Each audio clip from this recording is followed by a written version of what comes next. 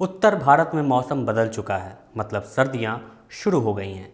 ऐसे कड़ाके की ठंड में जब लोग अपने घरों में दुबके बैठे रहना पसंद करते हैं, तो वहीं दूसरी ओर इस सर्दी में हजारों लाखों किसान राजधानी दिल्ली की धरती को अपना बिछौना और आसमान को चादर बनाकर ओढ़ने पर मजबूर हैं।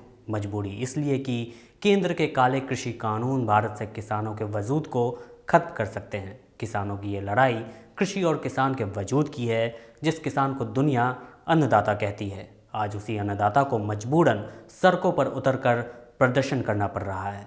सिंघू बॉर्डर और टिकरी बॉर्डर पर किसान आंदोलन बड़े स्तर पर फैल चुका है। किसान 5 किलोमीटर तक के एरिया पर डेरा जमाए हुए हैं। ऐसे में प्रदर्शन स्थलों की पहचान के लिए किसान संगठन भारतीय किसान यूनियन एकता उग्राहा ने 5 प्रदर्शन स्थलों का नामकरण किया, जिससे उस जगह को पहचाना जा सके जहां प्रदर्शन हो रहा है। नमस्कार, आप देख रहे हैं किसान भारती और मैं हूं आपके साथ मयंक। आइए जानते हैं उन 5 प्रसिद्ध हस्तियों के बारे में जिनके नाम पर भारतीय किसान यूनियन ने प्रदर्शन स्थल का नामकरण किया है। शहीद भगत सिंह। भगत सिंह का जन्म 27 सितंबर 1907 को लायलपुर जिले के बंगा में हुआ था, जो अब पाकिस्तान में है। भगत सिंह को क्रांतिकारी संस्कार अपने परिवार से विरासत में मिले थे। एएसपी सैंडर्स की हत्या और दिल्ली की केंद्रीय असेंबली में बम फेंकने की घटना में वो शामिल थे। इन घटनाओं ने ब्रिटिश हुकूमत को हिलाकर रख दिया था। वो एक अच्छे वक्ता, पाठक और लेखक थे। उन्होंने कई पत्र पत्रिकाओं को लिखा और उनका संपादन किया। भारत के स्वतंत्रता आंदोलन में भगत सिंह का अहम स्थान है। सरदार अजीत सिंह। सरदार अजीत सिंह भारत के सुप्रसिद्ध राष्ट्रभक्त एवं क्रांतिकारी थे। वे भगत सिंह के चाचा थे। उन्होंने भारत में ब्रिटिश शासन को चुनौती दी तथा भारत के औपनिवेशिक शासन की आलोचना की और खुलकर विरोध भी किया। उन्हें राजनीतिक विद्रोही घोषित कर दिया गया था। उनका अधिकांश जीवन जेल में बीता। वो पगड़ी संभाल जट्टा आंदोलन के नायक थे। जिस दिन भारत आज़ाद हुआ, उसी दिन सरदार अजीत सिंह की आत्मा शरीर से मुक्त हो गई। बाबा बंदा सिंह बहादुर।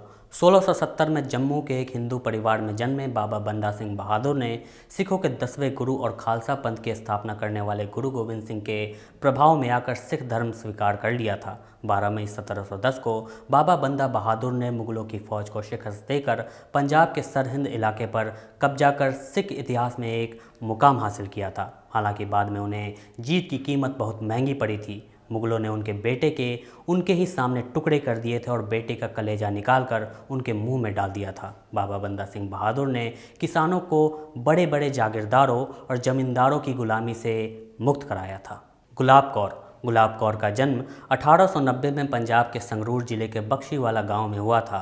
गुलाब कौर ने मान सिंह से शादी की। उसके बाद ये लोग फिलीपींस चले गए। वहां गुलाब कौर गदर पार्टी में शामिल हो गई। आपको बता दें कि गदर पार्टी को ब्रिटिशों को भारत से बाहर निकालने के लिए बनाया गया था।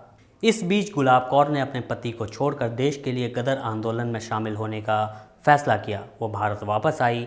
भारत में गुलाब कौर लोगों को गदर पार्टी में शामिल होने के लिए प्रोत्साहित करती थी। अंग्रेजों ने उन पर देशद्रोह का आरोप लगाया और उन्हें गिरफ्तार कर लिया। उन्हें लाहौर के शाही किला में 2 साल तक कैद में रखा, जहां उनके साथ गंभीर दुर्व्यवहार किया गया और कठोर यातनाएं दी गईं। अंत में 1939 में उनका निधन हो गया।